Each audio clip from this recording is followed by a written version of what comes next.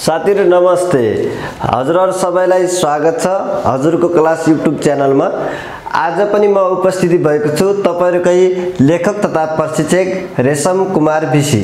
मैले आज सदाझै आज पनि अर्को एउटा नयाँ विषयवस्तु लिएर आएको छु। आज तपाईलाई मैले नेपालको इतिहास सम्बन्धी यहाँ जानकारी दिनको लागि आएको छु। नेपालको इतिहास हामीले नेपालको इतिहास पढ्न पूर्व यसलाई 3 चरणमा बाँडेर पढ्छौं। जस्तो यहाँ हेर्नुस्, नेपालको इतिहासलाई हामीले 3 कालखण्डमा बाँडेर पढ्छौं। यहाँ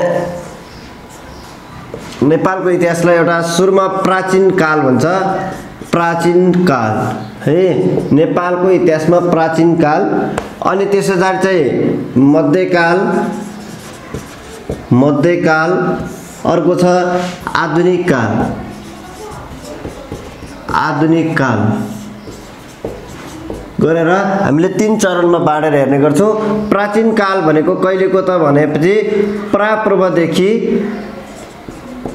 प्रापूर्व भनेको पहिलेदेखि 936 सम्मको विक्रम सम्वत 936 सम्मको काललाई हामीले प्राचीन काल भन्छौं। यो 936 भन्दा अगाडिको काल भनेको प्राचीन काल हो। नेपाल सम्वतको सुरुवात हुनुभन्दा पूर्वको काललाई हामीले प्राचीन काल भनेर बाँडेका छौं। अर्को मध्यकाल भनेको 936 देखि विक्रम सम्वत 936 देखि 1825 सम्मको अवधिलाई मध्यकाल भनेर भन्छौं। यो भनेको पृथ्वीनारायण शाहले नेपालको एकीकरण नगरुन्जेलसम्मको अवधि भनेको मध्यकाल भित्र पर्छ। जब नेपाल एकीकरण भयो विक्रम सम्वत 1825 मा चाहिँ एकीकरण पश्चात त्यसपछि हालसम्मको काल भनेको चाहिँ आधुनिक काल भनेर हामीले यसरी पढ्ने गर्छौं।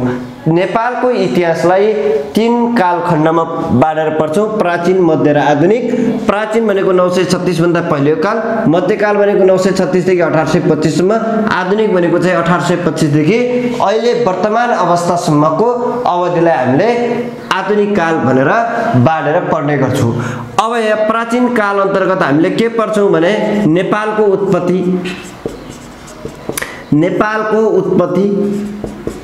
उत्पत्ति कसरी भयो र कसरी नेपालको उत्पत्ति भयो भन्ने कुरा यहाँ हेर्छौं हामीले।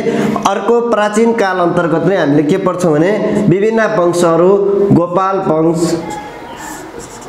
वंश, त्यसपछि छ गोपाल वंश, अनि त्यसरी महिषपाल एलाबीर वंश भनेर पनि भनिन्छ। अर्को त्यसपछि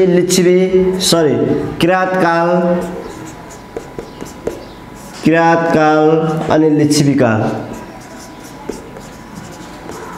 काल। यो हामीले चाहिँ प्राचीन काल अन्तर्गत पढ्छौं भने मध्यकालमा चाहिँ नेपाल सम्वतको सुरुवात कसले गरे, कसरी भयो यो गतिविधिहरू पढ्छौं। त्यसै गरेर हामीले चाहिँ यो खस राज्यको कुराहरू पढ्छौं। खस राज्य, यस अन्तर्गत खस राज्य टुक्रेर पछि 2224 राज्यको कुरा आयो नि, त्यो पनि हामीले यसै अन्तर्गत पढ्छौं। 2200 अर्को 24 राज्य भनेर यसलाई पनि पढ्छौं। अनि हाम्रो डोय राज्य सिमरनगढ राज्य भन्छ नि, त्यो कुराहरू हामीले मध्यकाल अन्तर्गत पढ्छौं। अनि त्यसै गरेर हाम्रो चाहिँ यहाँ अर्को छ, यसमा मल्लकाल पनि हामीले यसैमा पढ्छौं। मल्लकाल अथवा मल्ल राजाहरूको चाहिँ शासन अवधि पनि पढ्छौं। यही मल्लहरूको शासन अवधि सकिसकेपछि आधुनिक काल सुरु हुन्छ। यो भन्दा बीचमा चाहिँ के छ भने एउटा गोर्खा राज्यको कुरा पनि यहाँ आउँछ। गोर्खा राज्य है, यी कुराहरू हामीले मध्यकाल अन्तर्गत पढ्छौं। त्यसै गरेर आधुनिक काल भनेको त अब यो पृथ्वीनारायण शाहको यो शाह वंशहरूको चाहिँ पढ्छौं। यो गोर्खा पछिको है त, पृथ्वीनारायण शाह पछिको शाह वंशको बारेमा पढ्छौं। अरु भनेको चाहिँ हामीले गोर्खा राज्य अन्तर्गत पढिसकेका हुन्छौं। शाहहरूको पनि शाह वंशको बारेमा पढ्छौं। त्यसपछि यसमा अर्को राणा कालको बारेमा पढ्छौं। त्यसपछि राणालाई हटाएर 2007 साल पछिको क्रान्ति, यसपछि 2007 सालदेखि 2036 सम्म के भयो, अनि त्यसरी चाहिँ 36 सालको जनमत संग्रह है त हामीले यसो पढ्ने भनेको 36 सालको जनमत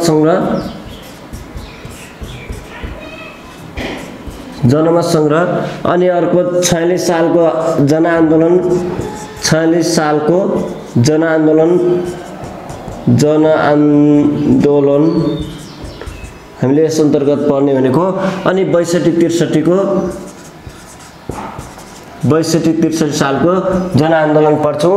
यसपछि बाँकी रहेका सबै घटनाहरू हामीले पढ्दै जान्छौँ। यसरी चाहिँ मैले केही भागहरू बाँडेर तपाईहरुलाई चाहिँ यो तरिकाले चाहिँ नेपालको इतिहासलाई अध्ययन गराउने छु। मैले भाग 1 अन्तर्गत पहिला हामी प्राचीन कालको बारेमा हेर्छौँ। प्राचीन कालमा नेपालको उत्पत्ति, गोपाल वंश, महिषपाल, किराँतकाल, लिच्छवीकालको बारेमा के भयो, कस्तो कस्तो गतिविधिहरू भयो त्यो विषयमा म जानकारी दिन्छु। ल साथीहरू, अब हामी सुरु गर्छौँ प्राचीन काल। नेपालको प्राचीन कालको बारेमा हेरौँ। अब प्राचीन काल हेर्न पूर्व हामीले के बुझ्नु पर्यो भने प्राचीन काल भनेको 936 भन्दा अगाडिको काल हो हैन।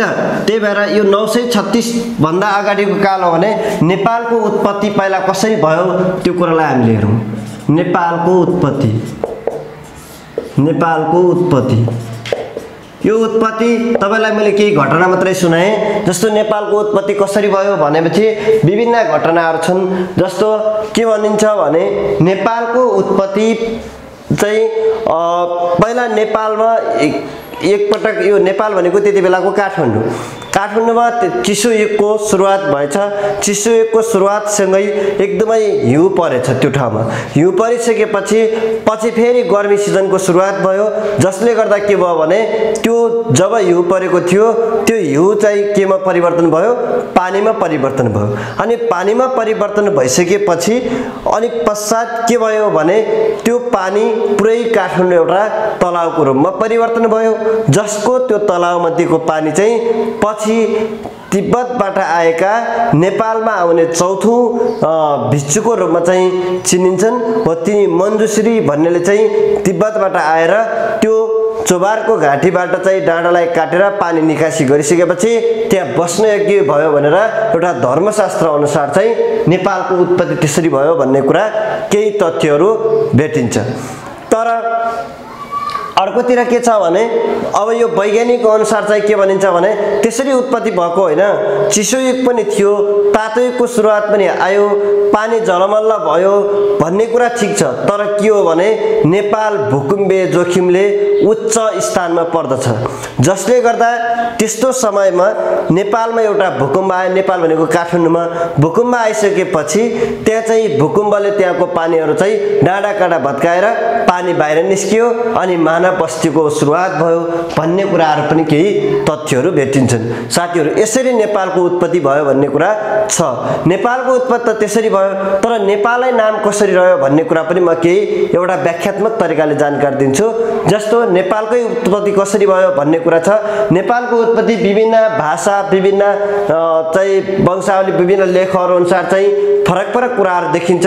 जस्तो नेपालको एउटा किराँती भाषा अनुसार ने भनेको मध्य है त, ने भनेको मध्य र अर्को चाहिँ पाल भनेको देश। यो मध्य देश भन्दै यो पर्वतीय पहाडी हिसाबले चाहिँ हेर्यो भने नेपाल एउटा मध्य काठमाडौँकै मध्य ठाउँमा पर्दछ। त्यसैले चाहिँ मध्य देश भन्दा तिनीहरूले के भन्दा रहेछन् भने नेपाल भन्दा रहेछन् किराँती भाषामा। हो त्यही नेपाल भन्दा तिनीहरूले मध्य देश भन्दा नेपाल भनेको कारणले नेपाल नाम रह्यो भन्ने कुरा पनि केही छ। तर तिब्बती भाषामा के छ भने तिब्बती भाषाहरूले के भन्छ भने ने भनेको उन र पाल भनेको चाहिँ घर भन्छ। उनको घर, नेपालमा अत्याधिक उन उत्पादन हुने, जसले गर्दा चाहिँ नेपाललाई उनको घर भनेर उनहरूको घर भनेर भन्दाखेरि अनि उनीहरूले नेपाल भन्दा रहेछन्। त्यसपछि त्यही आधारमा चाहिँ नेपाल नाम रह्यो भनेर पनि केही तथ्यहरू पाइन्छ। अर्को कुरा, काठमाडौँ उपत्यकामा त नेवारहरू बस्थे, नेवारले नेपाल भन्दा नेपालमा ल प्रत्यय लागेर नेपाल नाम रह्यो भन्ने कुरा पनि तथ्यहरू रहेका छन्। यी विभिन्न तथ्य रहेका छन्। जस्तो अब विभिन्न भाषाले विभिन्न तथ्यहरू चाहिँ निकालेको देखिन्छ। अनि अर्को कुरा, लिम्बू भाषामा चाहिँ नेपाल त वरिपरि पहाड छ, काठमाडौँ नेपाल भनेकै पहिलाको काठमाडौँ अनि अहिलेको काठमाडौँ, त्यो काठमाडौँ त वरिपरि डाँडाहरू छ, बिचमा समतल भूमि छ। हो, लिम्बू भाषामा चाहिँ के भनिँदो रहेछ भने समतल भूमिलाई चाहिँ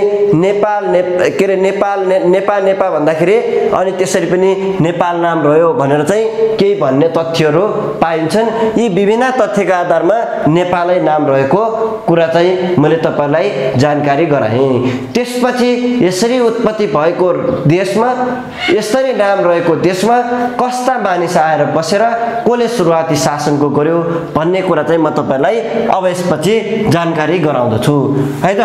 अब हेरौँ, जस्तो नेपालको चाहिँ यो युगहरूको विकासले हेर्दाखेरि म त्यो कुरा पहिला जानकारी गराउँ। यसलाई नेपाललाई चाहिँ सत्ययुगमा के भनिन्थ्यो भने हेर्नुहोस् है साथीहरू, सत्ययुगमा सत्यवती भनिन्थ्यो है। सत्ययुगमा नेपाललाई के भनिन्थ्यो भने सत्ययुगमा सत्यवती भनिन्थ्यो है त। यो युग भयो, यो नेपालको नाम भयो है त। त्यति बेलाका राजा को थिए भन्यो भने मैले यी तीनटा कुरा लेखेँ है, राजा। अब यो सत्ययुगमा सत्यवती भनेर भनिन्थ्यो नेपाललाई। त्यति बेला राजा को थिए भने यति थिए है, यति थिए। अनि त्यसरी अर्को युग हुन्छ त्रेता युगमा नेपाललाई तपोवन भनिन्थ्यो, त्यति बेलाका राजा रामचन्द्र मानिन्छ है। त्यति बेलाको पहिलो राजा रामचन्द्र मानिन्छ। सत्ययुगको पहिलो राजा यति अनि त्रेता युगको पहिलो राजा रामचन्द्र थिए। अनि त्यसरी अर्को युग हुन्छ द्वापर युगमा है त नेपाललाई मुक्ति सोपान भनेर चिनिन्थ्यो। मुक्ति सोपान भनेर चिनिन्थ्यो। त्यति बेला राजा को थिए भने युधिष्ठिर थिए। अनि त्यसपछि कलियुग आउँछ, अहिलेको यो कलियुग भन्छ। यो कलियुगमा चाहिँ नेपालका राजा नेपाललाई नेपाल भनेर चिनिन्छ। अनि यति बेलाका राजा पहिलो राजा कुन हुने ने भोजराज। यसरी चाहिँ विभिन्न युगमा नेपाललाई विभिन्न नामले चिनिन्छ र जसको पहिलो राजा भनेर हामीले यो हेर्यौँ। सत्ययुगमा सत्यवती नेपाललाई भनिन्थ्यो, त्यति बेलाको पहिलो राजा यति। अनि त्रेता युगमा तपोवन भनिन्थ्यो, रामचन्द्र पहिलो राजा। अनि द्वापर युगमा मुक्ति सोपान भनिन्थ्यो, नेपाललाई भने युधिष्ठिर पहिलो राजा। कलियुगमा भनेको अहिले चाहिँ नेपाल भनिन्छ, त्यो नेपाल अहिलेका राजा पहिलो राजा को थिए भोजराज भनेर। यसरी यो युगका आधारमा चाहिँ हामीले नेपालको इतिहासलाई बाँड्यौँ। अब म साथीहरू नेपालमा विभिन्न वंशहरूको चाहिँ भएको छ। पहिलो वंश गोपाल वंशको बारेमा हेरौँ। गोपाल वंशको बारेमा हेर्नुहोस् है। पहिलो नेपालमा आएर शासन गर्ने वंश हो यो। अब मैले त्यही कुरा लेखेँ, पहिलो नेपालमा पहिलो शासन गर्ने वंश, नेपालमा पहिलो शासन गर्ने वंश, नेपालमा पहिलो शासन गर्ने वंश कुन हो भने गोपाल वंश हो। अनि नेपालको नामाकरण गर्ने कुन हो भने नेपालको नामाकरण गर्ने, यसले नामाकरण पनि गरेको थियो। नेपालको नामाकरण पनि त्यही गोपाल वंशकै पालामा भइसकेको थियो भने शासन गर्ने पहिलो वंश नेपालको नामाकरण गर्ने वंश हो।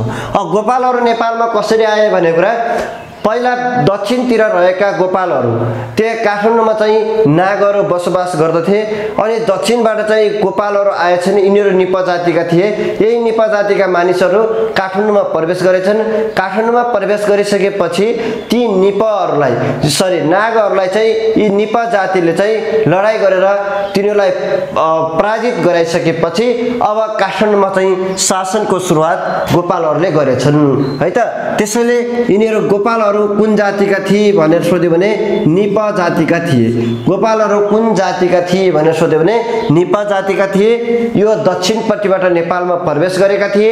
तिनीहरूभन्दा अगाडि नागहरू बस्थे। त्यो नागहरूलाई लखेटिसकेपछि गोपालहरू आएर यहाँ शासनको सुरुवात गरे। त्यही भएर नेपालमा पहिलो शासन गर्ने वंशको रूपमा चिनियो। अनि नेपालको नामाकरण गर्ने यही वंशमा गरेको थियो। अब त्यसो भए यो निप जातिका मध्येको चाहिँ पहिलो राजा को भयो भने हेर्नुहोस् है। पहिलो राजा को भयो भने भुक्तमान भयो। भुक्तमान भयो। यो कसरी राजा भयो भन्ने कुरा हेर्नुहोस् है, म केही यसको अलिकति इतिहास भन्छु। भुक्तमान कसरी राजा भयो भने पशुपतिमा त्यहाँ चाहिँ पहिला यी भुक्तमानहरूको पेसा के थियो भने गाई पालन थियो। यो भुक्तमानका बुवाले गाई चराउँदै जाँदा पशुपति चौरमा चाहिँ गाई चराउन लागे रहेछन्। अनि गाई चराउँदाखेरि एउटा त्यो गाईले कहिले पनि घरमा दुध नदिने, तर पशुपतिमा गएर चाहिँ दुध आफै चराउँदो रहेछ। त्यो बौद्री नाम गरेको गाई भनिन्छ। बौद्री नाम गरेको गाईले चाहिँ त्यसरी पशुपतिमा दुध चराइसकेपछि त्यहाँ के होला भनेर चाहिँ यिनका के अरे त्यहाँ ने नाम गरेका एउटा चाहिँ ऋषिले बस्दा रहेछन्। तिनी ऋषिले चाहिँ खोजी गर्दाखेरि त्यहाँ एउटा शक्ति प्राप्त भयो, जो कि पशुपतिको ज्योतिषलिङ्ग भनेर भन्छ। पशुपतिको ज्योतिषलिङ्ग प्राप्त भएछ। तत्पश्चात त्यस पछाडि चाहिँ भुक्तमानलाई तिनै ऋषिले चाहिँ राजा बनाई तिमीहरू शासन गर भनेर चाहिँ यिनलाई जिम्मेवारी दिएछन्। त्यसपछि पहिलो राजाको रूपमा भुक्तमान भए है त। मैले अर्को कुरा पनि के भने नेपाल के अरे यो पशुपतिको ज्योतिषलिङ्ग कसको पालामा भएको भनेर सोध्यो भने पनि गोपाल वंशको पालामा भएको रहेछ। अर्को हेर्नुहोस् है, अब पहिलो त तिनी भाइ अन्तिम राजा कुन भनेर सोध्यो भने को रहेछन् अन्तिम राजा? यक्षगुप्त चाहिँ अन्तिम राजा हुन्। यो कालका अन्तिम राजा यक्षगुप्त। अनि यिनीहरूका 8 जना राजाले कति वर्ष शासन गरेका थिए भन्यो भने 521 वर्ष शासन गरेका थिए है त। 8 जनाले 521 वर्ष शासन गरेका थिए। सजिलो छ हेर्नु त, 5 मा 2 जोड्दा 7, 7 मा 1 जोड्दा 8 जनाले 521 वर्ष शासन गरे। यो अङ्क बिर्सिँदैन यसरी पढ्यो भने है त। यिनीहरूको शासनको केन्द्र कहाँ थियो भन्यो भने शासन कहाँ बसेर गर्थे भनेर सोध्यो भने शासनको केन्द्र माता तीर्थमा है, माता तीर्थमा यिनीहरूको शासनको केन्द्र थियो। गोपालहरूको शासनको केन्द्र कहाँ थियो भने माता तीर्थमा रहेको थियो है। पशुपतिको ज्योतिषलिङ्ग प्राप्त भएको यिनीहरूकै पालामा पशुपतिको ज्योतिषलिङ्ग ज्योतिर्लिङ्ग है, ज्योतिर्लिङ्ग प्राप्त कुन कालमा भएको भने गोपाल वंश अथवा गोपाल कालमै यो ज्योतिषलिङ्ग प्राप्त भएको थियो। राज्य व्यवस्थाको सुरुवात कसले गरेको भने राज्य व्यवस्थाको सुरुवात अथवा पहिलो शासन गर्ने राज्य व्यवस्थाको सुरुवात यही कालमा भएको थियो है। यिनीहरूको पेसा के थियो भनेर सोध्यो भने अघि भनेको छु, यिनीहरूको पेसा गाई पालन। यिनीहरूको पेसा के हो भने गाई पालन रहेको थियो। यो गोपाल वंशहरूको है त। राज्य व्यवस्थाको सुरुवात पेसा गाई पालन थियो। गोपाल वंशको बारेमा मैले के भने। अब साथीहरू, अब हामीले अर्को वंशको बारेमा हेर्छौँ। यसपछि आयो महिषपाल है। दोस्रो छ महिषपाल अथवा यसलाई आविर वंश भनेर पनि भनिन्छ। आविर वंश। अब यिनीहरूलाई महिषपाललाई किन भनियो भने महिषपाल किन भनिएको भने यिनीहरूको पेसा के थियो भने भैँसी पालन थियो। यिनीहरूको पेसा भैँसी पालन थियो। हेर्नुहोस् है, उनीहरू गाई पाल्थे, यिनीहरूको पेसा भैँसी पालन थियो। त्यही भएर यिनीहरूलाई चाहिँ महिषपाल भनेर भनिएको हो। अनि अर्को कुरा, यिनीहरू पनि नेपा जातिकै नै थिए। जाति एउटै हुन् तर पेसा मात्रै फरक थियो। यिनीहरूको गाई पालन थियो, यिनीहरू के थियो त भैँसी पालन थियो। यसको पहिलो राजा को भनेर सोध्यो भने है, पहिलो राजा यिनीहरूको पहिलो राजा को भनेर सोधेछ भने वर्षीय। पहिलो राजा वर्षीय। अनि त्यसपछि चाहिँ अन्तिम राजा को हो? अन्तिम राजा भुवन सिंह। अन्तिम राजा भुवन सिंह हो। यस कालमा चाहिँ कतिजना राजा भएका थिए भने 3 जना राजाले 111 वर्ष शासन गरेका थिए। 3 जनाले 111 वर्ष शासन गरेका थिए। अब 3 जना भने पहिलो एउटा वर्षीय, अन्तिम भुवन सिंह, बिचको को हो भने जयसिंह थियो है। वर्षीय, जयसिंह र भुवन सिंह नाम गरेका 3 जना राजाले 111 वर्ष शासन गरेका थिए। हेर्नु साथीहरू, यहाँ पनि सम्झिन सजिलो छ। अघि जस्तै 1 कति हुन्छ? 3 हुन्छ। अघि भने जस्तै यसमा पनि 3 अङ्क जोडेर यो 3 टा हुँदो रहेछ। 3 जना राजाले 111 वर्ष शासन गरे। को हुन् भने वर्षीय, जयसिंह र भुवन सिंह थिए। अब महिषपालहरू त यिनीहरूले शासन गरे, अब यिनीहरूको शासनकाल सकियो। अब यसपछि साथीहरू अर्को आउँछ 3 मा किराँतकाल। अर्को किराँतकाल, किराँतकालको बारेमा है, किराँतकाल। किराँतहरू, अब यो किराँतहरू कहाँबाट आएका थिए भने हस्तिपुरबाट आएका थिए। हस्तिपुरको आसपास, भारतको हस्तिपुरको आसपासबाट चाहिँ नेपालमा आएका थिए। नेपालमा आएर महिषपालहरूलाई चाहिँ आक्रमण गरे। त्यसपछि यिनीहरूले राज्यको सुरुवात गरे। जस्तो यिनीहरू कहाँबाट आएका थिए भने हस्तिपुरबाट आएका रहेछन्। अनि यिनीहरू कुन जातिका थिए भनेर सोध्यो भने हाङ जातिका थिए है। उनीहरू निपा जातिका भए जस्तै यिनीहरू कुन जातिका थिए भनेर सोध्यो भने हाङ जातिका मानिसहरू थिए। यिनीहरूले कुन धर्म मान्थे भन्यो भने शैव धर्म मान्थे। शैव भनेकै हिन्दू धर्म नै हो है त। शैव धर्म मान्थे। यिनको पेसा के थियो भनेर सोध्यो भने पेसा भेडा पालन थियो। भेडा पालन। ल हेर्नुहोस्, यिनीहरू भारतको हस्तिपुरबाट आएका थिए किराँतहरू। यिनीहरू हाङ जातिका थिए, शैव धर्म मान्थे भने यिनीहरूको पेसा के थियो? भेडा पालन थियो। त्यसो भए यिनीहरूको चाहिँ पहिलो राजा को हो त? पहिलो राजा हेर्नुहोस् है, पहिलो राजा को थिए भनेर सोध्यो भने पहिलो राजा चाहिँ यलम्बर थिए।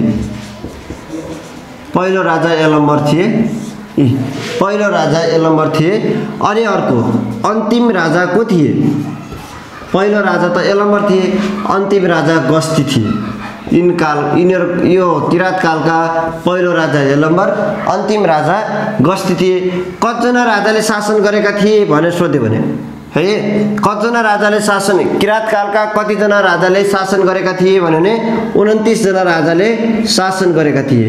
29 जनाले 1118 वर्ष शासन गरेका थिए। यहाँ पनि सम्झिन सजिलो छ, 11 र 18 जोड्दा कति हुन्छ? 29 हुन्छ।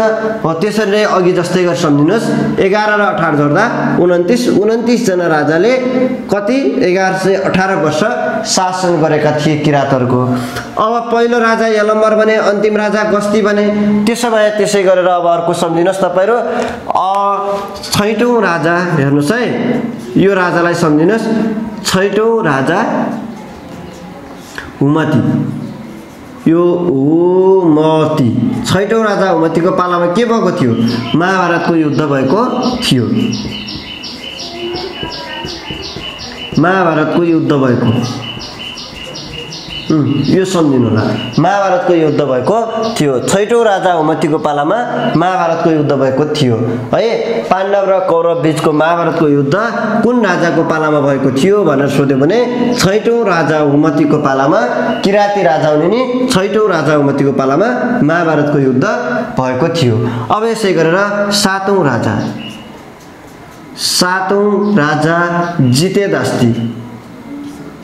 जितेदास्ती, 7औं राजा जितेदास्तीको पालामा गौतम बुद्ध नेपाल आएका।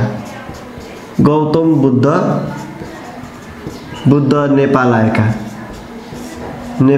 आएका है। गौतम बुद्ध नेपाल आएका भनेको काठमाडौँ गएका थिए भनेर भनिन्छ। तर चाहिँ कतिपय चाहिँ अब यो विभिन्न चाहिँ वंशावलीमा हेर्दा, विभिन्न लेखहरुमा हेर्दाखेरि के देखिन्छ भने गौतम बुद्ध आफै नआएर आफ्ना शिष्यहरूलाई पठाएर त्यहाँ बौद्ध धर्मको बारेमा चाहिँ प्रचार गर्न पठाएका थिए भन्ने केही तथ्याङ्कहरू छ। आनन्द देवलाई चाहिँ पठाएका थिए भन्ने कुरा चाहिँ भेटिन्छ। तर हामीले के पढ्छौं भने 7औं राजा जितेदास्तीको पालामा गौतम बुद्ध नेपाल आएका थिए भनेर पढ्ने गरेका छौं है त। अनि त्यसपछि अर्को इस्तुङको पालामा हेर्नुस् है, 14औं राजा इस्तुङको पालामा 14औं राजा इस्तुङमा के भयो भने नि अशोक सम्राट अशोक नेपाल आएका है। सम्राट अशोक नेपाल आएका थिए भनिन्छ। यहाँ पनि के छ भने साथीहरु 14औं राजा इस्तुङ सम्राट अशोक चाहिँ नेपाल आएका भनेको उति बेलाको नेपाल भनेको काठमाडौँ हो। तर यिनी नेपाल आएको भन्ने कुरा काहीँ नै तथ्याङ्कमा पाइदैन। त्यो नेपाल भनेको यिनी लुम्बिनी आएका थिए। लुम्बिनीमा आएर अशोक शिलालेख पनि स्थापना गरेका छन्। हो त्यसैलाई चाहिँ हामीले आधार मान्छौं। त्यही भएर लुम्बिनीमै आएको भएर नेपाल आएका मान्ने कुरा चाहिँ पाइन्छ। 14औं राजा इस्तुङको पालामा अशोक सम्राट नेपाल आएका थिए। यसमा चाहिँ जम्मा 29 जना राजाले 1118 वर्ष शासन गरेको हामीले चाहिँ पाउँछौँ है त। यसमा अरु के भयो भने शासनको केन्द्र कहाँ थियो भनेर सोध्यो। यो कालमा शासनको केन्द्र है, शासनको केन्द्र कहाँ रहेको थियो? किराँत कालमा शासनको केन्द्र गोकर्णमा रहेको थियो। शासनको केन्द्र कहाँ थियो भने यिनीहरूले कहाँ बसेर शासन गर्थे भने गोकर्णमा बसेर शासन गर्ने गर्दथे। अनि त्यसपछि 28औं राजा पटुकोको पालादेखि यिनीहरूले चाहिँ शासन केन्द्र शङ्खमूल सारेको भन्ने कुरा पाइन्छ। अब लिच्छवीहरूले चाहिँ सोमवंशीहरूले यिनीहरूलाई आक्रमण गरिसकेपछि 28औं राजा पटुकोको पालामा शङ्खमूलमा शासनको केन्द्र सारेको थियो भन्ने कुरा चाहिँ हामीले पाउँछौँ है त। अनि यिनीहरूकै पालामा एउटा चाहिँ विरूपाक्ष भन्ने यो सबैभन्दा पुरानो मूर्ति हो नेपालको। विरूपाक्ष भनेको कुन कालमा बनेको थियो भने किराँत कालमा नै बनेको थियो। विरूपाक्ष यो नेपालको सबैभन्दा पुरानो मूर्तिको रूपमा चिनिन्छ है। कुन कालको हो भने किराँत कालको। अब चौथो हेरौँ लिच्छवी काल। हामी अर्को हेर्छौँ लिच्छवी कालको बारेमा। चौथो लिच्छवी काल,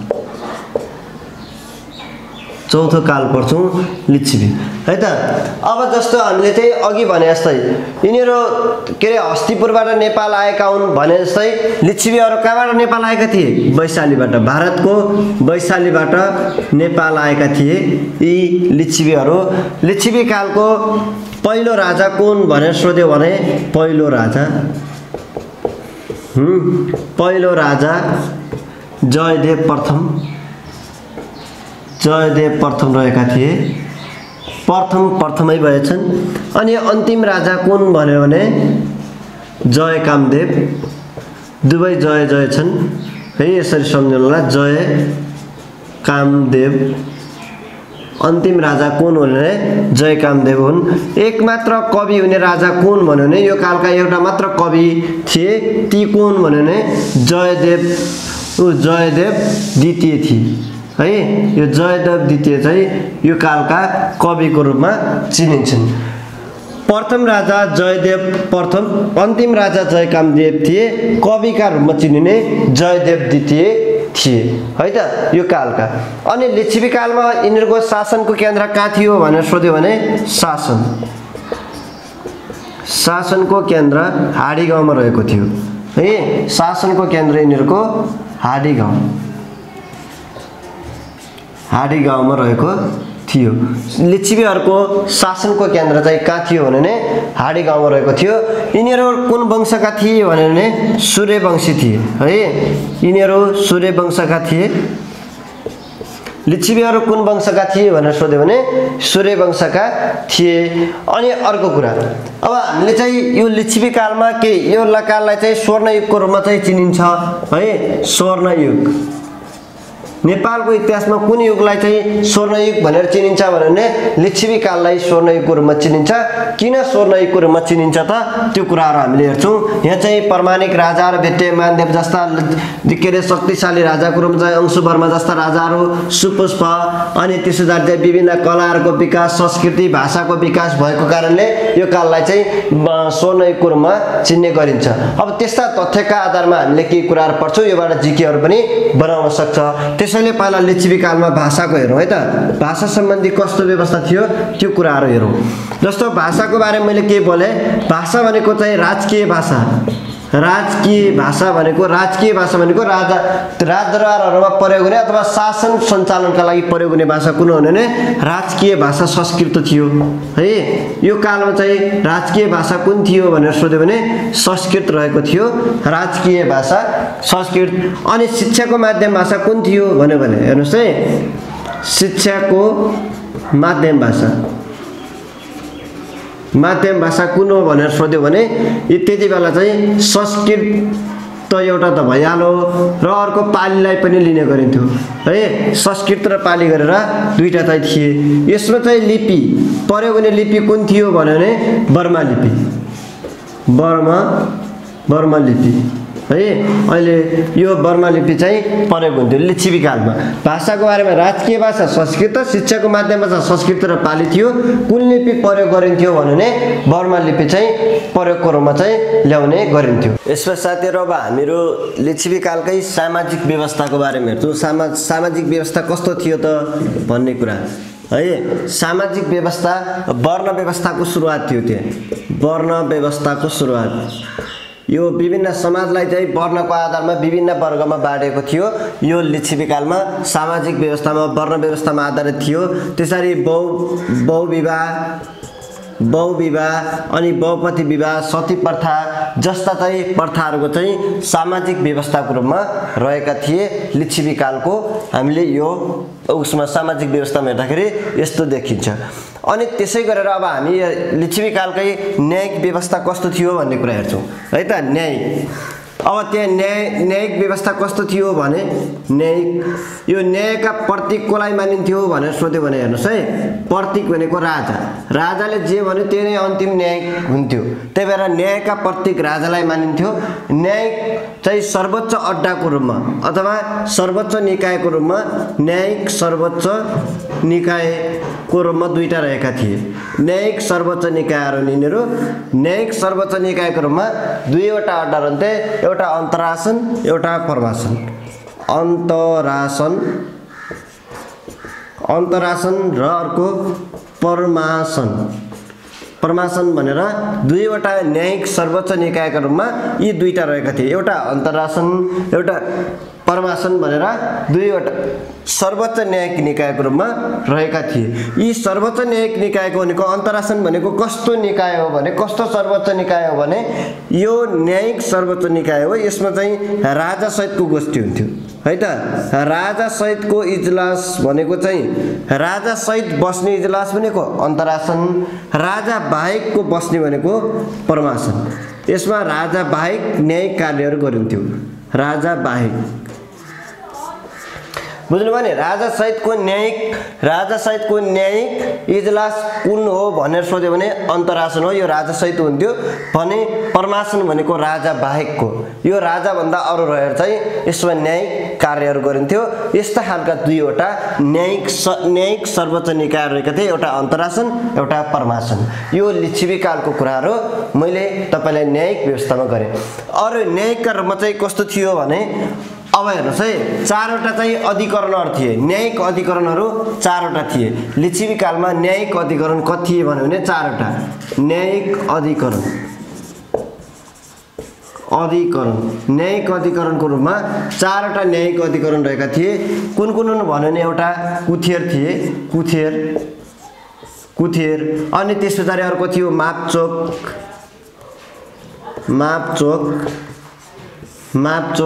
अधिकरण। अर्को लिङ्गवाल अधिकरण। त्यसरी अर्को थियो सुल्की वा सोल्लु पनि भनेर भनिन्छ। यो चारवटा चाहिँ न्यायिक अधिकरणको रूपमा रहेका थिए। लिच्छवी कालको न्यायिक व्यवस्थामा दुईटा सर्वोच्च निकायहरू पढ्यौँ हामीले, अन्तरासन र परमासन, जसमा अब यसपछि न्यायिक अधिकरणको रूपमा चारवटा रहेका थिए। ती चारवटामा चाहिँ कुन कुन भन्यो भने कुथेर, मापचोक, लिङ्गवाल, सुल्की गरेर यी चारवटा चाहिँ न्यायिक अधिकरणको रूपमा थिए। यो कुथेरको काम के थियो भने मालपोत सम्बन्धी कार्यहरू गर्थ्यो। यसको काम भनेको मालपोत सम्बन्धी कार्य गर्ने हो। अनि मापचोक भनेको विवाह अनि सम्बन्ध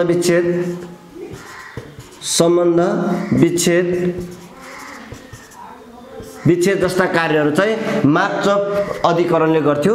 भनेको यस्ता खालका चाहिँ मुद्दाहरू हेर्ने काम मापचोपले गर्थ्यो। लिङ्गवाला भनेको चाहिँ यो खानेपानी अनि यो कुलो सम्बन्धी चाहिँ यस्ता कार्यहरू चाहिँ यस्ता न्यायिक कार्यहरू चाहिँ लिङ्गवालले गर्थ्यो भने सुल्की भनेको चाहिँ पञ्च अपराध हेर्ने एउटा न्यायिक निकाय हो। अपराध है यो पंच अपराध चाहिँ यसले सुल्कीले हेर्थ्यो। यसरी चारवटा न्यायिक अधिकरणहरु थिए, एउटा कुथियर, माप्चो, लिङ्गाल, सुल्की। अनि यो कुथियरको काम के थियो भने मालपोत सम्बन्धी कार्यहरु गर्थ्यो, माप्चोको चाहिँ विवाह सम्बन्ध विच्छेद जस्ता कुराहरु गर्थ्यो, लिङ्गालले खानेपानी र कुलोज सम्बन्धी चाहिँ यो न्यायिक कार्यहरु गर्थ्यो भने सुल्कीको चाहिँ पंच अपराध। पाँचवटा चाहिँ अपराधको रूपमा पंच अपराध भनेर राखिएको छ। ती पाँचवटा अपराधहरु थियो। त्यो पाँचवटा अपराध भित्र के पर्छन् भने पंच अपराध भित्र के पर्छन् भने चोरी, हत्या, बलात्कार, राजद्रोह अनि त्यसैगरी चाहिँ त्योसँग सम्बन्धित अन्य विषयहरु भनेर यी पाँचवटालाई चाहिँ पंच अपराध भित्र राखिएको छ। यसरी चाहिँ चारवटा न्यायिक अधिकरणको रूपमा चाहिँ लिच्छवी कालमा चाहिँ न्यायिक हेर्नका लागि व्यवस्थाहरु गरेको थियो। अब हामीले यो न्याय सम्बन्धी हेरिसकेका छौं। लिच्छवी कालका प्रमुख राजाहरुको बारेमा हेर्छौं। अब यस कालका प्रमुख राजाहरु, प्रमुख राजा मैले अगाडि नै भनिसकेका छु।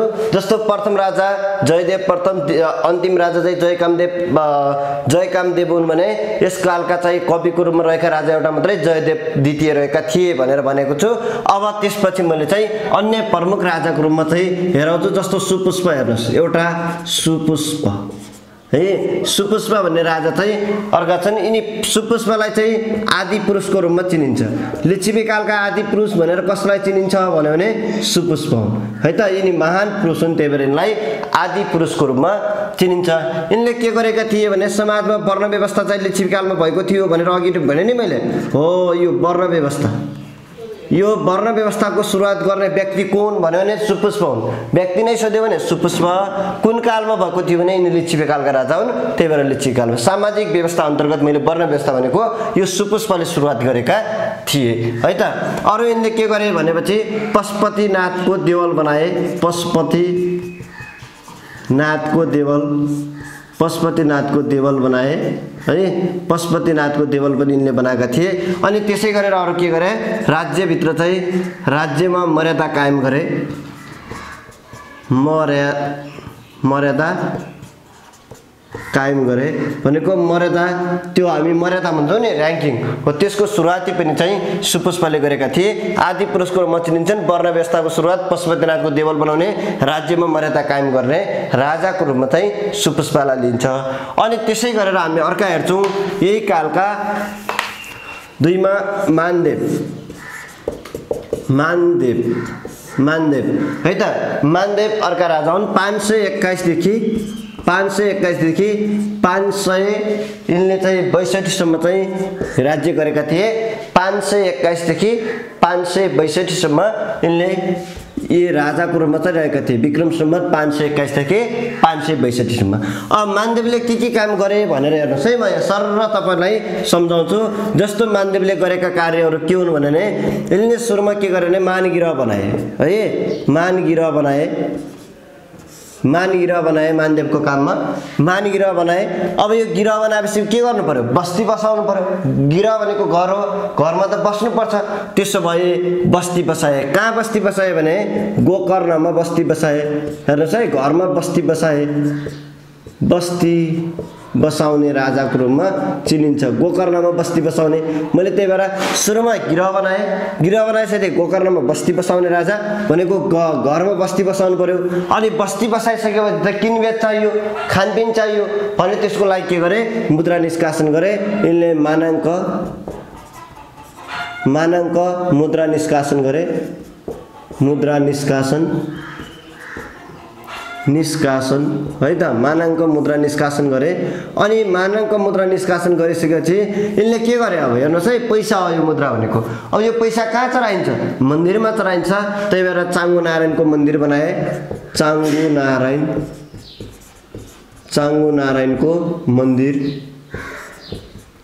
नारायणको मन्दिर बनाए। यिनले चाङ्गु नारायणको मन्दिर बनाए। त्यसपछि चाङ्गु नारायणको मन्दिर बनाइसकेपछि अब मन्दिरमा त के गर्नुपर्छ? पूजा गर्नुपर्छ। त्यही भएर नाग र बासुकीको पूजा गर्ने चलन चलाए।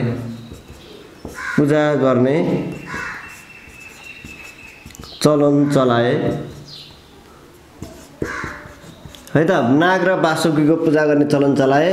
अनि यति गरिसकेपछि मैले यति कामहरू गरेको छु भनेर के गरे, चाङ्गु नारायणको शिलालेखको स्थापना गरे। चाङ्गु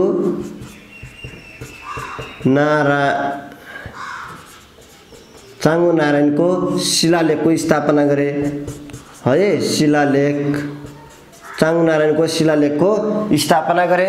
यही शिलालेख स्थापना गरे भएर अब सबैले देख्न पाए नि त आफूले यति गतिविधि गरेको छु भनेर के गरे, चाङ्गु नारायणको शिलालेखमा लेखे। ढुङ्गामा लेख्ने काम हो यो शिलालेख भनेको। यसरी लेखेर राखिदिएपछि अब त्यो कुरा सबैले देखेपछि अनि देखिसकेपछि के भयो त, यिनले त प्रमाणको रूपमा दिए, त्यही भएर प्रमाणिक राजाको रूपमा चिनिन्छ। पहिलो प्रमाणिक राजा यिनलाई भनिन्छ प्रमाणिक राजा भनेर। कसलाई चिनिन्छ भने मानदेवलाई चिनिन्छ। हेर्नुहोस् है, मैले यिनलाई सम्झिने चाहिँ यसरी गरेँ। यिनका कार्यहरू के हुन् भन्ने कुरा सम्झिनलाई कर्मशै गराए। हेर्नुहोस् त, सुरुमा के गरे भने उनले घर बनाए। मान गिरह भनेको घर हो। घर बनाए। घरमा के गर्नुपर्छ, बस्नुपर्छ। त्यसो भए बस्ती बसाए। कहाँ बस्ती बसाए, गोकर्णमा बस्ती बसाउने राजा कुन भने मानदेवलाई चिनिन्छ। अब यो बस्ती बसायो भने त के चाहियो, त्यो समाजमा मुद्रा चाहियो। त्यही भएर मानाङको मुद्रा निष्कासन गरे। नेपालको पहिलो मुद्राको रूपमा कसलाई चिनिन्छ भने यही मानाङको मुद्रा नै हो है त। यो मानदेवले निष्कासन गरेको मानाङको मुद्रा पहिलो मुद्राको रूपमा चिनिन्छ। अनि मुद्रा निष्कासन गरे। यो मुद्रा भनेको पैसा हो। पैसा तपाईँ कहाँ चढाउनुहुन्छ, मन्दिरमा चढाउनुहुन्छ। त्यही भएर चाङ्गु नारायणको के गरे, मन्दिर निर्माण गरे। चाङ्गु नारायणको मन्दिर निर्माण गरिसकेपछि मन्दिरमा पैसा मात्रै चढाउने होइन, पूजा पनि गर्नुपर्छ। त्यसो भए के को पूजा गर्ने भनेर यिनले चलन चलाइदिए। नाग र वासुकीको पूजा गर है चाङ्गु नारायणमा गरेर भने। अनि नाग र वासुकीको पूजा गर्ने चलन चलाउने राजाको रूपमा मानदेवलाई चिनियो। त्यसो भए यदि सबै गरिसकेपछि त उनले के राखे, एउटा रेकर्ड राखे। रेकर्ड भनेको अहिले जस्तो कापी कलम राख्ने होइन। उनीले के गरे, शिलालेख स्थापना गरे। चाङ्गु नारायणको शिलालेख स्थापना गर्ने राजा कुन भन्यो भने मानदेव हुन्। यही शिलालेख स्थापना गरेपछि सबैले देख्न पाउने भयो। त्यही कारणले उनलाई के भनियो, प्रमाणिक राजा भनियो, अथवा प्रमाणित गरे आफूले गरेका कामहरूको तथ्य देखाए। त्यही भएर यिनलाई पहिलो प्रमाणिक राजाको रूपमा मानदेवलाई चिनिन्छ।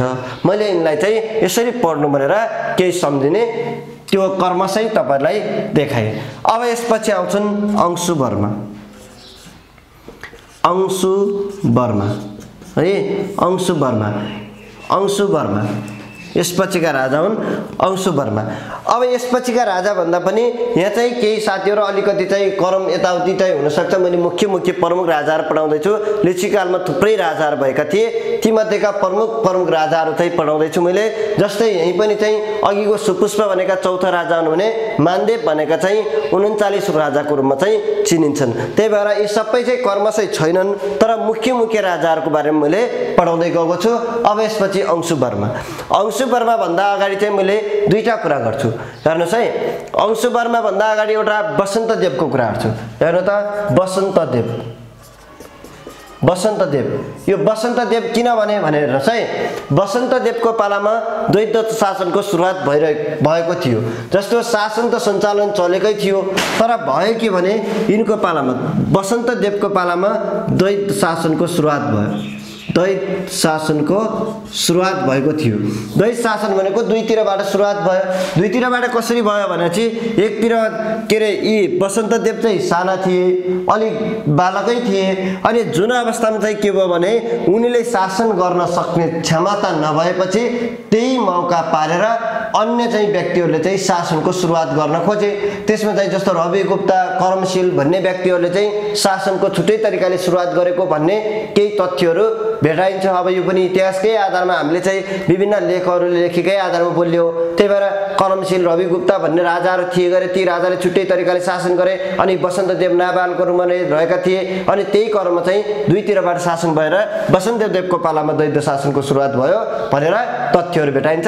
त्यही भएर तपाईलाई सोध्न सक्छ द्वैत शासनको सुरुवात कसको पालामा भएको हो भन्यो भने यही वसन्त देवको पालामा भएको थियो। जस्तो मैले एउटा शब्द लेखेँ,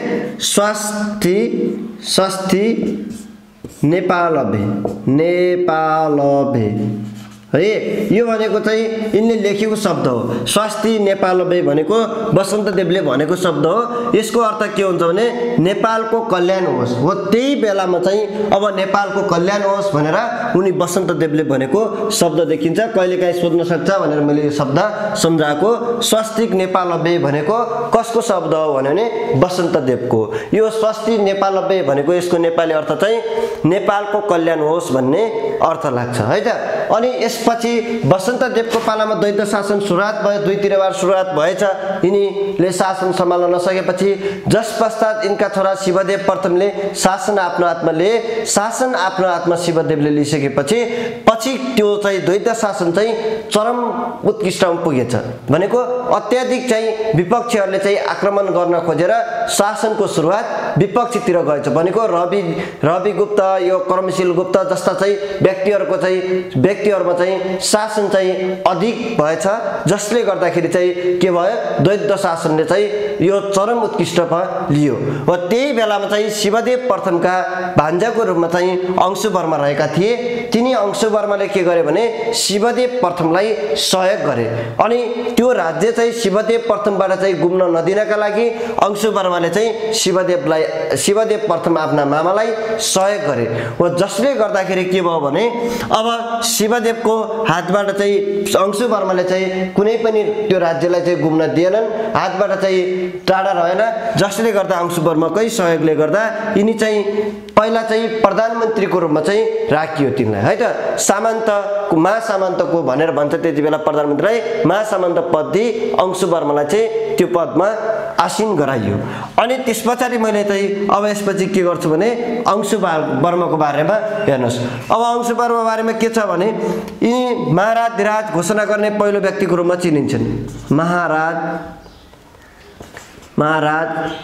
घोषणा, महाराज पदवी धारण गर्ने अथवा पदवी धारण गर्ने व्यक्ति, महाराज पदवी धारण गर्ने व्यक्तिको रूपमा यो अंशुवर्मालाई चिनिन्छन्।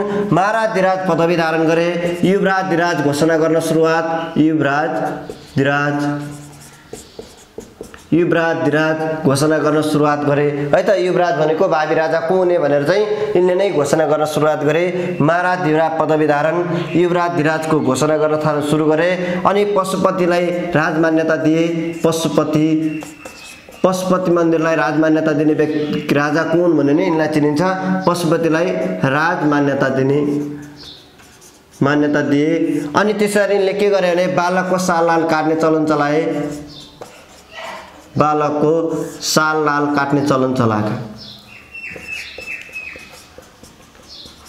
बालकको साललाल काट्ने चलन चलाउने राजा, बालकको साललाल काट्ने चलन चलाएका थिए अंशुवर्माले नै है। महाराज पदवी धारण, युवराज घोषणा, पशुपतिलाई राजमान्यता दिने, बालकको साललाल काट्ने चलन चलाउने राजा। अनि त्यसै गरेर यिनले चाहिँ वैष्णव नामको मुद्रा पनि चलनमा चलाएका थिए। जस्तो वैष्णव नामक मुद्राको चलन चलाएका है। अनि त्यसैगरी चाहिँ यिनले बलम्बुमा बस्ती बसाएका। बलम्बुमा बस्ती बसाउने राजा कुन भन्यो भने यिनलाई चिनिन्छ। बस्ती बसाउने राजा, बलम्बुमा बस्ती बसाउने राजा। अनि त्यसपछि यिनले अरु के गरे भने जस्तो बुगमतीको शिलालेखको स्थापना,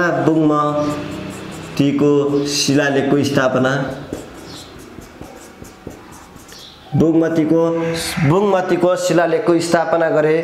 अनि त्यसपछि यिनले अरु चाहिँ यिनलाई आदर्श शासकको रूपमा चिनिन्छन् है। आदर्श शासकको रूपमा चिनिन्छ। आदर्श शासकको रूपमा कसलाई चिनिन्छ भने यिनलाई चिनिन्छ। अनि यिनले चाहिँ बौद्ध र हिन्दू दुवै धर्म मान्थे। बौद्ध र हिन्दू धर्म मान्ने राजा कुन भने यिनलाई चिनिन्छ। हेर्नुहोस् है साथीहरु, अब लिच्छवीहरु चाहिँ सूर्यवंशी थिए, तर यिनी चाहिँ ठकुरी वंशका थिए। किनभने हेर्नुहोस् यिनीहरु चाहिँ त्यो लिच्छवी वंशका यिनी होइनन्, ठकुरी वंशका थिए। है ठकुरी वंशी राजा चाहिँ यिनी अंशुवर्मा कुन वंशी राजा हुन् भने ठकुरी वंशी राजा हुन्। तर अरु सबै लिच्छवी कालका राजाहरू के हुन् ती सबै चाहिँ सूर्यवंशी हुन् तर यिनी मात्र ठकुरी हुन्। त्यही भएर मैले भनेको छु नि यिनी त शिवदेव प्रथमका भान्जावती छोरा त होइनन्, त्यही भएर यिनी अर्कै वंशका आएका थिए के, त्यसैले यिनीलाई ठकुरी वंशको रूपमा चिनिन्छ। बौद्ध र हिन्दू धर्म मान्ने आदर्श शासकको रूपमा चिनिने, बुङमतीको शिलालेखको स्थापना, बलम्बमा बस्ती बसाउने राजा, वैशव नामको मुद्राको चलन चलाए, बालकको सालना काट्ने चलन, पशुपतिलाई राजमान्यता दिने राजा, युवराजधिराज घोषणा गर्न चलन चलाएका, महाराजधिराज पदवी धारण गर्ने राजाको रूपमा यिनलाई चिनिन्छ है त। अब यसपछि म अझै तपाईलाई यो यिनले चाहिँ एउटा चाहिँ भवन बनाएका छन्, कैलाशकूट भवनको निर्माण पनि गरेका थिए है। कैलाशकूट भवन, कैलाशकूट भवन बनाउने राजा, कैलाशकूट भवन बनाएका थिए यिनले। त्यसपछि हामी हेरौँ अब मैले नरेन्द्रदेव, यता यसपछिका चाहिँ लिच्छवी कालका राजा छन् नरेन्द्रदेव। 4 मा नरेन्द्रदेव, नरेन्द्रदेव हेर्नुहोस् है साथीहरू, नरेन्द्रदेव भन्दा पहिला तपाईले के बुझ्नुहोस् भने अघि जस्तै उदयदेवको बारेमा, उदयदेव है। अब यो अंशुवर्माले राज्य सञ्चालन गरिसकेपछि शिवदेव प्रथमका छोरा उदयदेव थिए है त, उदयदेव थिए। त्यसपछि अंशुवर्माले के गरे भने आफ्नो राज्य सञ्चालन सकिसकेपछि उदयदेवलाई चाहिँ फेरि के गरिदिए अनि राज्य चाहिँ दिए। त्यही भएर हेर्नुहोस् है आफूले राजकत्ता सञ्चालन गरेर सोही वंशलाई हस्तान्तरण गर्ने राजा कोन भने अंशुवर्मालाई चिनिन्छन्। यो अर्को पनि यसको चाहिँ टिप्नुहोस्, राजसत्ता चाहिँ सञ्चालन गरेर सोही वंशलाई हस्तान्तरण गर्ने राजा कोन भने अंशुवर्मालाई चिनिन्छ। किनभने शिवदेव प्रथम उनका मामा थिए, मामाबाट राजसत्ता चाहिँ उनले सम्हालिसकेपछि के भयो भने चाहिँ यिनले अंशुवर्माले राजसत्ता सञ्चालन गरिसकेपछि फेरि चाहिँ उनले के गरे सोही वंश भनेका शिवदेव प्रथमका छोरा उदयदेवलाई चाहिँ उनले के गरे राजसत्ता चाहिँ उनका हातमा पारिदिए। उनका हातमा पारिदिसकेपछि अब अंशुवर्माले के गरे, त्यही भएर सोही वंशलाई हस्तान्तरण गरे राजाको रूपमा अंशुवर्मा चिनिए है। अब यो उदयदेवलाई के भयो त भने हेर्नुहोस् है, नरेन्द्रदेव भन्दा अगाडि म उदयदेवको कुरा गर्दैछु। अब उदयदेवले के गरे भने तिब्बतमा शरण लिने राजाको रूपमा चिनिन्छ है त। त्यो त द्वैध शासन त छँदै थियो, त्यति बेलासम्म द्वैध शासन रहेकै थियो। अनि द्वैध शासन चाहिँ त्यो चलिरहेकै अवस्थामा के भयो भने अब उनका सौताने उदयदेवका चाहिँ सौताने आमाहरूका चाहिँ छोराहरूले चाहिँ ध्रुवदेव जस्ता व्यक्तिहरूले के गरे भने उदयदेवलाई चाहिँ विपक्षीहरू चाहिँ जो द्वैत शासन सुरुवात गरेका थिए, अर्को पक्षबाट शासन सुरुवात गरेका थिए, उनकै पक्षमा लागेर ध्रुवदेव जस्ता उनका चाहिँ सौताने आमाका छोराहरूले उनीलाई चाहिँ विपक्षी बनाई उनलाई आक्रमण गरे। आक्रमण गरिसकेपछि उनलाई यहाँ बस्न योग्य भएन, बस्न योग्य नभइसकेपछि के गरे तिब्बतमा गएर शरण लिए। त्यही भएर तिब्बतमा शरण लिने राजा कुन भने यिनलाई चिनिन्छ, तिब्बतमा शरण लिने राजा है। तिब्बतमा शरण लिने राजा कुन भन्यो भने यिनलाई चिनिन्छ, तिब्बतमा शरण लिने राजाको रूपमा उदयदेवलाई चिनिन्छ। उदयदेव अब चाहिँ नेपालमा बस्न योग्य नभइसकेपछि तिब्बतमा गएर शरण लिए। तिब्बतमा शरण लिएर बसिरहेका व्यक्ति अब त्यसपछि उनका छोरा नरेन्द्रदेव थिए। उनका छोरा नरेन्द्रदेव ठुला भए अनि ठुला भइसकेपछि उनले के गरे भने फेरि चाहिँ नेपाललाई आक्रमण गरे। यहाँ नेपालमा चाहिँ शासन गरेको चाहिँ व्यक्तिहरूलाई आक्रमण गरेर अब के गरे भने नरेन्द्रदेवले त्यो शासन सञ्चालनलाई आफ्नो हातमा लिए। त्यही भएर हेर्नुहोस् अब अर्को कुरा मैले भने बुवाले गुमाएको राज्य पुनः प्राप्त गर्ने कुन भन्यो भने नरेन्द्रदेवलाई चिनिन्छ। बुवाले गुमाएको राज्य पुनः प्राप्त गर्ने, बुवाले गुमाएको राज्य पुनः प्राप्त गर्ने राजा कुन भन्यो भने यो नरेन्द्रदेवलाई चिनिन्छ। पुनः प्राप्त गर्ने राजा है। हेर्नुहोस् त अंशुवर्मा शिवदेवका भान्जा, यिनले चाहिँ शासन सञ्चालन गरेर उदयदेवलाई दिए। उदयदेवले चाहिँ यहाँ चाहिँ बस्न योग्य नभइसकेपछि आक्रमण गरिसकेपछि तिब्बतमा शरण लिन पुगे। तिब्बतमा शरण लिन पुगिसकेपछि अब उनका छोरा नरेन्द्रदेवले चाहिँ ठुला भए, जसले गर्दा के गरे उनले फेरि नेपालमा आक्रमण गरे। आक्रमण गरिसकेपछि जो आफ्नो बुवा उदयदेवले गुमाएका थिए त्यो राज्य फेरि पुनः चाहिँ आफ्नो हातमा लिए। लिइसकेपछि बुवाले गुमाएको राज्य पुनः प्राप्त गर्ने राजा कुन भनेर उदयदेवलाई चिनिन्छ। अब योसँगै अर्को के जान्नुहोस् भने यसरी चाहिँ आइसकेपछि उनले बुवाले गुमाएको राज्य मात्रै प्राप्त गरेका होइनन्, ती जो चाहिँ विपक्षी दैत्य शासनको सुरुवात गरेर सञ्चालन गरेका थिए अब दुईतिरबाट सञ्चालन होइन, सम्पूर्ण राज्य सत्ता आफ्नै हातमा लिएर कुनै पनि दैत्य शासन नरहने गरेर अन्त्य गरे। त्यही भएर दैत्य शासनको अन्त्य गर्ने राजा कुन भनेर सोध्यो भने दैत्य शासनको अन्त्य कसको पालामा भयो भने यिनलाई चिनिन्छ। दैत्य शासनको अन्त्य है, द्वैत शासनको अन्त्य कसको पालामा भएको भने नरेन्द्रदेवको पालामा द्वैत शासनको अन्त्य भएको थियो। अब यसरी सम्झाए बुवाले गुमाएको राज्य पुनः प्राप्त गरे। राज्य प्राप्त मात्र होइन कि पूर्ण रूपमा चाहिँ सम्पूर्ण शासन सत्ता चाहिँ आफ्नो हातमा लिए। द्वैत शासनको अन्त्य पनि यिनकै पालामा भएको थियो। वसन्तदेवको पालामा द्वैत शासन सुरुवात भयो भने नरेन्द्रदेवको पालामा के भयो? शासनको अन्त्य भयो। नरेन्द्र नष्ट गर्दै, सम्झिनुहोस् यसरी है त। द्वैत शासनको अन्त्य भनेको त नष्ट हराउनु हो नि, हो नरेन्द्र नष्ट गरिदिए नरेन्द्रले भनेर सम्झिनुहोस्। अब यसपछि नरेन्द्रदेवले अरू के गरे भनेर चाहिँ भन्यो भने मैले एउटा सूत्र बनाएको छु, हेर्नुहोस् है। भद्र भो राम झ्याप छ झ्याप, भद्र भो राम झ्याप भनेको भद्र भनेको चाहिँ नराम्रो भो, राम झ्याप छ भनेको भद्र भो राम झ्याप भनेर सम्झिनुहोस्। भद्र भो राम झ्याप, भद्र भो राम झ्याप भनेको के हो त? अब यो दुईटा सम्झिसकेपछि यो सूत्र जान्नुहोस्। अब सबै यिनले गरेका कार्यहरू यहाँ आउँछ। भद्र दिवासको निर्माण गरेका थिए है। भद्र दिवास भनेको कैलाशकोट भवन जस्तै राज्य सञ्चालन गर्नका लागि बनाएका हुन् यिनले भने भद्र दिवासको निर्माण गरे। त्यसै गरी भद्र भनेको भद्र निवास भयो। अनि यो भो भनेको भोटे जात्राको सञ्चालन है, भोटे जात्रा चलाएका, भोटे जात्राको चलन चलाए। अनि त्यसै गरेर चाहिँ भो भो। अनि यो रा भनेको अब हेर्नुहोस् है, रा भनेको रातो मच्छिन्द्रनाथको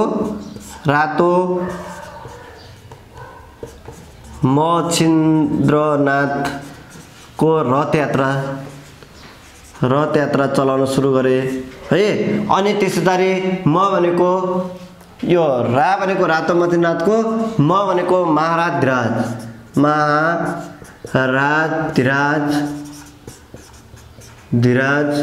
परम भट्टारक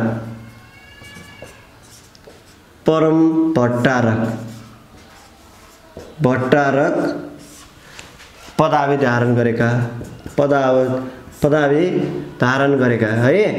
धारण गरेका हेर्नुहोस् त। महाराज धिराज पदवी धारण गर्ने राजा अंशुवर्मा हुन् भने महाराज धिराज परम भट्टारक पदवी धारण गर्ने व्यक्ति को हुन्? नरेन्द्रदेव हुन्। अथवा को राजा हुन् भने यो चाहिँ नरेन्द्रदेवले गरेका थिए। अनि त्यसै गरेर हेर्नुहोस् है, अब झ्याप भनेको यो झ्याप भनेको चाहिँ झ्यालमा बुट्टा राख्ने चलन चलाउने राजा, झ्यालमा बुट्टा राख्ने चलन चलाएका, बुट्टा राख्ने चलन चलाउने राजा। अनि त्यसै गरेर प भनेको के हो भने पन्न पुराण नामक मुद्रा चलाएका, पन र पुराण यो मुद्राका नाम हुन्। पन र पुराण नामक मुद्रा चलाएका थिए। हेर्नुहोस् है, नरेन्द्रदेवको यसरी सम्झिने। भद्र भो राम झ्याप भनेपछि यो दुईटा अघि नै मैले सम्झाएँ, यो कथा नै भनिदिइसकेँ। अबका बाँकी कसरी गर्ने भने भद्र भनेको भद्र दिवासको निर्माण गरे, भो भनेको भोटे जात्राको चलन चलाए, रा भनेको रातो मच्छिन्द्रनाथको रथ यात्रा चलाए, म भनेको महाराज धिराज परम भट्टारक पदवी धारण गर्ने व्यक्ति भए, झ्या भनेको चाहिँ झ्यालमा बुट्टा राख्ने चलन चलाए, प भनेको पन्न पुराण नामक मुद्रा प्रचलनमा ल्याएका थिए। अब यसपछि साथीहरू अब छ त्यसपछि गुणकामदेव है। यसपछिका राजा रहे गुणकामदेव। अब हामीले हेर्छौँ गुणकामदेव। यो गुणकामदेवलाई लक्ष्मी कामदेव भनेर पनि चिनिन्छ। लक्ष्मी कामदेव भनेर पनि चिनिन्छ। यिनले के गरे भने कान्तिपुरमा बस्ती बसाउने राजा। कान्तिपुर भनेको अब अहिले काठमाडौँ भनेर चिनिन्छ। कान्तिपुरमा बस्ती बसाउने राजा, कान्तिपुरमा बस्ती बसाउने राजाको रूपमा चिनिन्छ। अनि त्यसै गरेर अरू के गरे यिनले? कुमारीको रथ यात्रा चलाए, कुमारीको पूजा गर्ने चलन चलाउने राजा, पूजा गर्ने चलन चलाएका कुमारीको पूजा गर्ने चलन चलाएका। अनि त्यसैगरी यिनले के गरेका छन् भने हेर्नुहोस् है, धेरै जात्राहरू चलाएका छन्। हिलाई कृषि भनेर सम्झिनुहोस् त, हिलाई कृषि भनेर मैले यस्तो लेखेँ। हिलाई कृषि भनेको हेर्नुहोस् यी सबै जात्रा हुन्, यिनले चलाएका जात्राका नाम हुन् हिलाई कृषि। जात्राका मान्छे रहेछन्, त्यही भएर हिलाई कृषि भनेर 1 2 3 4 5 जात्राका नाम चलाछन्। म सर भनेको हि भनेको हिले जात्रा है, हि भनेको हिले जात्रा, ला भनेको लाखे जात्रा, इ भनेको इन्द्र जात्रा, कि भनेको कृष्ण जात्रा, श्री भनेको श्रृंगबेरी जात्रा है। यो श्री भनेको चाहिँ श्रृंगबेरी जात्रा, श्रृंगबेरी जात्रा हो। यी जात्राका चाहिँ चलन चलाउने राजा कुन भन्यो भने गुणकामदेव। हेर्नुहोस् है, हि भनेको चाहिँ हिले जात्रा, लाखे जात्रा, इन्द्र जात्रा, कृष्ण जात्रा, श्रृंगबेरी जात्रा भनेर यी 5वटा जात्राहरू चाहिँ चलन चलाउने कुन त गुणकामदेव हुन्। मैले गुणकामदेवको यति कुरा भने। अब साथीहरू यी लिच्छवी कालका चाहिँ प्रमुख राजाहरूको बारेमा मैले तपाईहरुलाई केही जानकारी दिएँ। त्यसो भए अलिकति हेर्नुहोस् त लिच्छवी कालका करहरू, लिच्छवी कालका करहरू, लिच्छवी कालका करहरू। यो कालमा कस्ता करहरू चाहिँ प्रचलनमा थिए त? जस्तै हेर्नुहोस् है, केही कर लेखेँ मैले। एउटा कर भनेर लेखेँ, अर्को यो कर भनेको वाणिज्यमा लगाइने कर हो, वाणिज्यमा लगाइने कर। यो कहाँ लगाइन्छ भने कर वाणिज्यमा लगाइने कर हो। अनि त्यसै गरेर अर्को भाग कर, भाग कर है। भाग कर भनेको चाहिँ यो कृषिमा लगाइन्छ, कृषिमा लगाइने कर हो। अनि त्यसरी भोग कर, भोग कर भनेको पशुपालन, पशुपालनमा लगाइने कर हो। लिच्छवी कालका केही करहरू है। अनि मल्ल कर, अर्को छ मल्ल कर। मल्ल कर भनेको केमा लगाइन्छ? भैँसीमा लगाइने कर हो है, भैँसीमा लगाइने कर हो। अर्को मल्ल युद्ध कर, मल्ल युद्ध कर केमा लगाइन्छ भने यो मनोरञ्जनमा लगाइन्छ, मनोरञ्जन है, मनोरञ्जनमा लगाइन्छ। अनि त्यसै गरेर अर्को चैल कर छ, चैल कर, चैल कर भनेको कपडामा लगाइने, कपडामा लगाइने कर हो। अनि अर्को छ सिंकर, सिंकर केमा लगाइन्छ? काठहरुमा लगाइने कर हो। मैले यसरी चाहिँ के करहरु लेखे? लिच्छवी कालमा प्रचलनमा रहेका कर अथवा लगाइने करहरु के हुन् भने यी करहरु जस्तो। अब कुन कर केमा लगाइन्थ्यो भन्ने कुरा सोध्न सक्छ, धेरै पटक सोधिसके पनि छ। यहाँ हेर्नुस् त, कर वाणिज्यमा लगाइने कर, यो व्यापार व्यवसायमा लगाइने करलाई यो चाहिँ कर भनेर भनिन्थ्यो। अनि यो भाग कर भनेको भाग कर, कृषिमा, कृषिलाई भाग लगाइन्छ नि। जस्तो तपाईको जमिन भनेको त के हो? अब तपाईहरुको चाहिँ भाइपट्टि छुट्टियो भनेपछि के गर्नुहुन्छ? भाग भाग बाँडिन्छ। यसरी सम्झिनुस् है, फेरि बिर्सिनु होला। भाग भाग लगाइन्छ, त्यही भएर भाग लगाउने के रहेछ? कृषिमा लगाइन्छ, त्यही भएर भाग लगाउने कर कृषिमा। अनि भोग कर कहाँ हो? पशुपालनमा। हेर्नु त, फेरि भाग र भोगमा झुकिन्छ के, त्यही भएर मैले सम्झिनलाई भनिदिएको छु। भोग कर भनेको भोग कसलाई लाग्छ?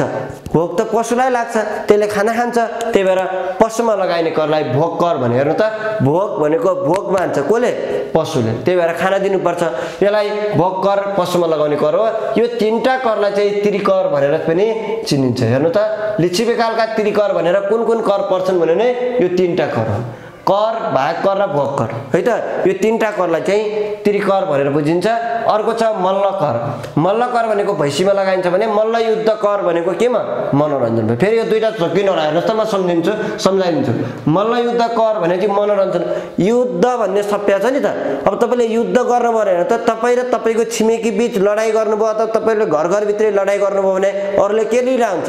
तपाईको मनोरञ्जन लिइरहन्छ, कति खुसी भइरहन्छ हो। त्यही भएर युद्ध गर्नुहुन्न भने हो। त्यही भएर युद्ध कर केमा लाग्दो रहेछ? मनोरञ्जनमा लाग्छ। युद्ध गर्नु भने पनि रमाइलो गर्नु हो है। अर्को चैल कर कपडामा लगाइने। चैल के सम्झिनुहोस् भने चैल कर भनेको चैन सम्झिनुहोस् के चैन है त चैन कहाँ लगाइन्छ कपडामा लगाइन्छ यहाँ चैन यहाँ हुन्छ नि यसरी चैन के तपाईको ज्याकेटको चैन अथवा के कपडाको चैन सम्झिनु न त्यो चैन भनेको कपडामा लगाइन्छ सिङकर भनेको काठको सिङका हुन्छ त्यही भएर सिङकर भनेको काठमा लगाइन्छ यसरी लिच्छवी कालका केही करहरू थिए यस्तो चाहिँ विभिन्न चाहिँ उसमा विभिन्न विषयवस्तुमा लगाइने करहरू यी करहरू यिनी तीनटालाई त्रिकर भनिन्छ भनेर चाहिँ सम्झिनु होला ल साथीहरु आज मैले तपाईको इतिहास तपाईहरुलाई चाहिँ नेपालको इतिहासको भाग 1 मा चाहिँ यति जानकारी दिए भाग 2 चाहिँ छिटै ल्याएर आउने छु त्यो हेर्नका लागि चाहिँ तपाईले के गर्नु होला हजुरको क्लास युट्युब च्यानललाई लाइक सब्स्क्राइब गर्न नभुल्नु होला आज यति नै